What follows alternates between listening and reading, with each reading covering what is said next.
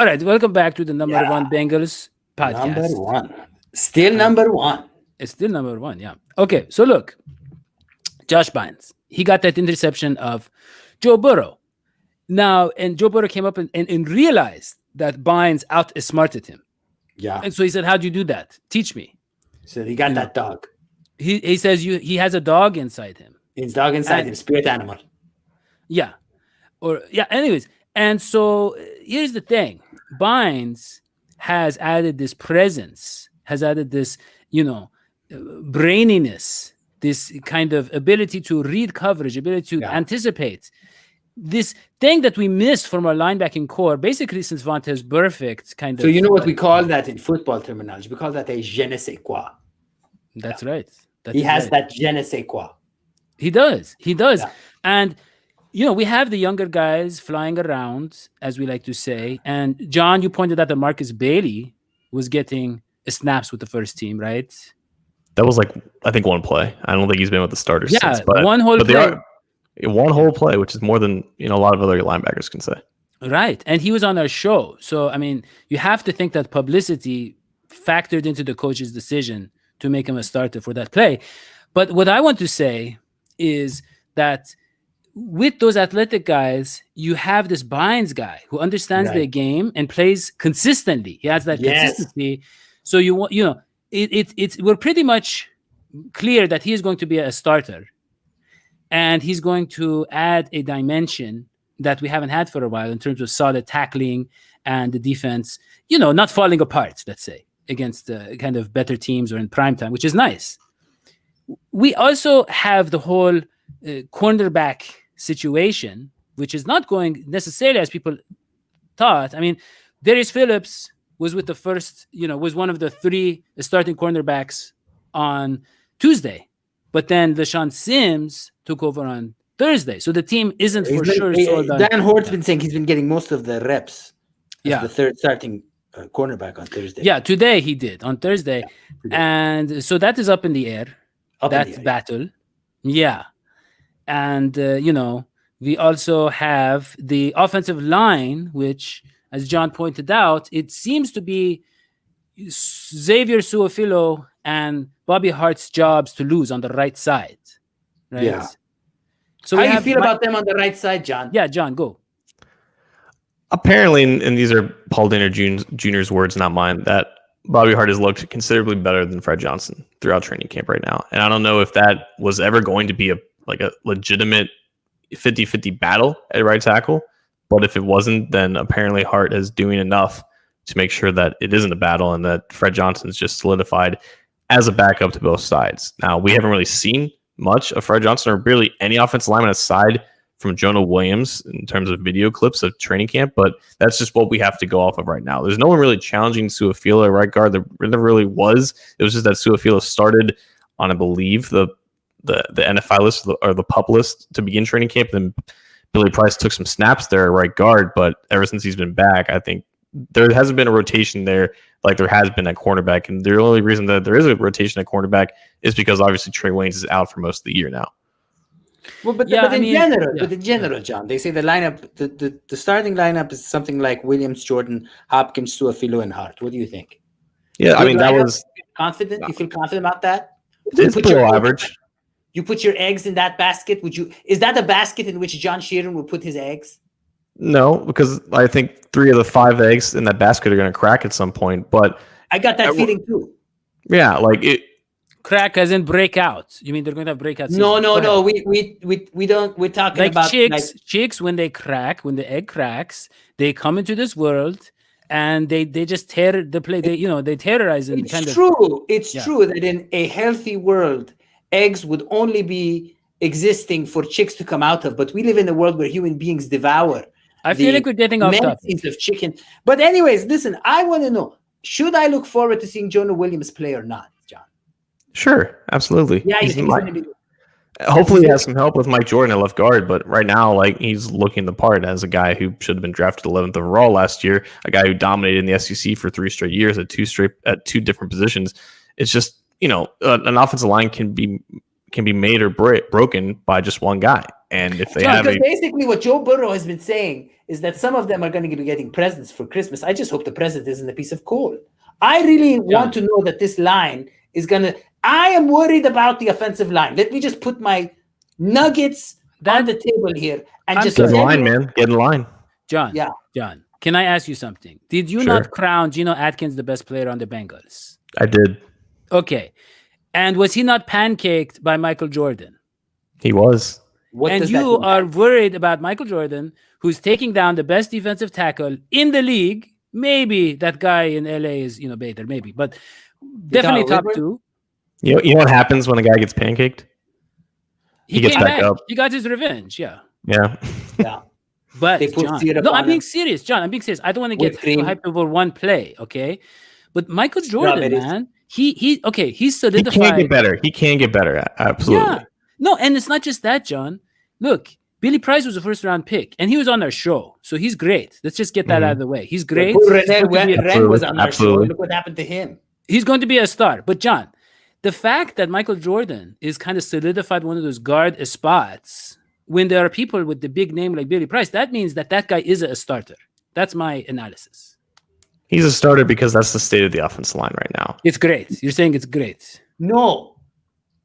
There's this thing that it's called the writing on the wall, and you're not reading it. Okay, let's move on. Let's move on. John and I are worried. And I'm not. Do you know why I'm not worried? Because Joe Burrow's not worried. Do you know why he's not worried? Because he's never worried. The man is made of steel. Yeah. The man has nerves. Yeah. That no human being should have. You two could stand to learn from him. And that's all I'm saying. But he's not worried because we're supposed to be worried for him. That's how it works. I am the Burrow of this podcast. I'm the cool guy who keeps it all together. And I have to deal with all this insanity and madness around me. Yeah, you're nothing like Joe Burrow. No offense, Daddy. You're the same person. Look, I want to move on. Like Joe Burrow would after a bad play. Because that's what that was right there. Your commentary was a bad play. John and Hoji. I'm upset at both of you for slandering our offensive line. So I can't believe how upset Randy Bullock is getting. We're all you got, man. You better get us Christmas presents. Yeah. Okay, look. I want to move on. And I want to talk about the rest of the roster. So we have the injuries. Let's give some updates here, John. Okay. Renell Wren was on our show. Christian was looking. Yeah. Great person. Ready to have a breakout year. Everybody's raving about him. He's like going to get all these snaps. And this quad injury comes, and he's probably gone for the year. Which really, if you think about it, means we have another, draft pick because it's going to be added next year, and it's going to be like his rookie year. Wow. So that is one way to look at that. Spin. That is some positive spin there, man. Yeah. Sean Williams, calf. I mean, what is it, John? Did you know about all these different parts of the legs? Like, what are these different things that they're finding on the Bengals players that have problems? Like, so now Sean Williams has a calf injury, but he should be back by week 1. He's already on the rehab field. He's already getting better. And that's great. I mean, because, I think he'll probably get less snaps than Jesse Bates, and Von Bell. Right, John? But he's still a guy who can be rotated into this defense. And I think when he was out, I think Jeff Hobson was saying Trayvon Henderson, who's now a second-year player, third-year player, who hasn't really played in the regular season yet, he's been getting the snaps that Williams has not been able to take because he's on the rehab field. But yeah, he'll if not by week 1, he'll be back in the first month of the season. So I don't think you're looking at anything long-term in terms of replacing him or getting someone from outside of the roster to fill in that role because he'll be back soon. Yeah. Trey Waynes, though, will not be back soon. Not until late in the season when we're already getting ready for the Super Bowl and after the AFC playoffs. Right. But when he comes back and we're making that playoff run, he's going to be so energized and relaxed, and his body's going to be so, massaged. He's going to have a head that starts on every receiver he faces because of all that time relaxing. So that is one way to look at that. Yeah. Then we have AJ Green, and everybody was freaking out over this little hamstring injury. Again, another part of the leg, probably made up, probably fake news. by some doctors, like, oh, we have all these strings in our legs. I don't know. I haven't seen the evidence. But look, people are freaking out. And Zach Taylor says, I've seen him in practice for 2 days. I saw enough to get us to the first game. AJ Green, in other words, does not need to practice. What is this nonsense? Get him out there winning football games. He is the Barry Sanders, he's the Adrian Peterson of our team. Okay, this man does not need to practice. John. All right. I was confused about where you were going with that. At first, I thought you were saying he needs to practice, like get him out there, but then you went in a whole nother direction there. I mean, AJ Green with a healthy hamstring doesn't need to practice. Now, there's a question of developing a rapport with his receiver, with his quarterback and Joe Burrow, but like he did that in 2 days. That's what Zach Taylor said. Exactly. Just because Zach Taylor says it doesn't mean that you're supposed to take it at face value. There's a strategic element to all. No, I mean, think about this. The offensive line, despite Daniel's prognosis, is going to be not very good, and there's going to be a lot of pressure in Burrow's face. And a lot of these structured plays to Green are not going to work out exactly how you want it to. So Burrow is going to have to do stuff on his own. And what better receiver do you want streaking across the field, looking back to his quarterback on the sideline than AJ Green? A lot of the stuff is going to be just made up on the run, and it's going to be out of structure. And I don't think that you need Green practicing for 2 weeks straight on a bad hamstring to accomplish that. Right, but John, let me ask you something. If Burrow develops without AJ Green, and he has to learn to be great without AJ Green, then you throw in AJ Green, all of a sudden he's even better. That's the way to look at it. Like a why give him that advantage now? You know what I mean? Like it's like he's talking about Cinderella Man. This is Cinderella Man. This is the movie Cinderella Man. Cinderella Man, Russell Crowe, he has to fight left-handed, and then all of a sudden they untie his right hand, and it's amazing. That's what I'm saying. This is true. This has been documented in the movie Cinderella Man. This has been documented in the movie Cinderella Man. So in other news, John Ross will be back probably on Sunday. His family had a situation, and a situation that's affecting a lot of people, economically, financially, otherwise, and he should be back soon. Yeah. And meanwhile, we have, which is great, by the way. You get them back. Look, Joe Burrow needs time to adjust to his receivers. You get them back, getting the chemistry. It's just going to help Joe Burrow even more.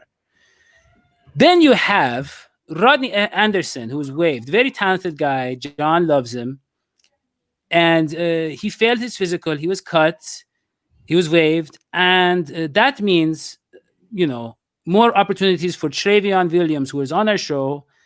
And is just a very charismatic, very talented guy. I'm really happy for Travion. Yeah. And Gio, by the way, Gio is going to be more involved in the passing game. That's wonderful. Is that mustache going on? I don't know if that asserting his dominance with the mustache had a play. But anyways, we don't know what's going on. Yeah. So there you go. Angel hair will do that, yeah. I think that what you're experiencing is a lot of excited people who want to see a winning Bengals season, but it doesn't really matter this season. This is a warm-up season for Burrow. Yes, we hope that he does great. Yes, we hope that they win galore. But in a way, this is getting the rust off. We're trying things out. We got a new rookie QB. I would say curb your expectations personally. Yeah, well, I don't know. I mean, as the Joe Burrow of this podcast, I will say this is also our first show on a new podcast network, but we're not working through the little wrinkles.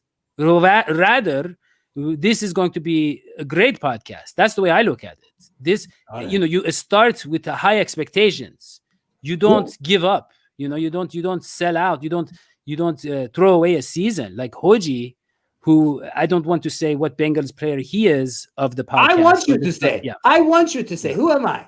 I'm actually legally not allowed to criticize the Bengals anymore. All right. Yeah. That's why we have John on the show. But look, so this was a very interesting show, I think. I think it's very nice seeing lots of news. Yeah.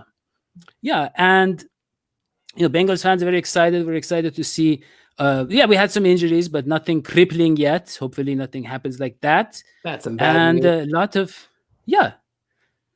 So, thank you. And don't forget to subscribe, hit the like button, leave comments. Hoji was right. You guys got to leave comments. It makes things much more interesting. Yeah, and in fact, I have something I'd like for you to comment on. Sure. How hopeful can we be? Like, how hopeful are you guys? about Well, the offensive technically, the best you can do in the season is 19-0. So that is the most hopeful you can be, if that's your question. Yeah, but I want to know how hopeful the people who are watching are, especially with the offensive line the way it is. I mean, this is worrisome, Daddy. I don't get why. Okay, you guys are just going off reputation. You're saying offensive line. What have you seen, Hoji, in these two padded practices? They say, "Oh, the offensive line is so bad that they dominated, against Geno Atkins," or like, I don't get it. What did you see? Nothing. So look, we look at okay. So don't forget to subscribe, turn on your notifications, and you can be patronizing towards us if you want. You can go to patronizing though. Patreon.com/DH Sports. You can be a patron. And we will love it. We talk about you on the show. And if you become in the Carlos Dunlap tier, we will sing you a birthday song or anniversary song, whatever you like. Yeah. So that is all we have for this show. We will see you next time. So long, SVT. Byes.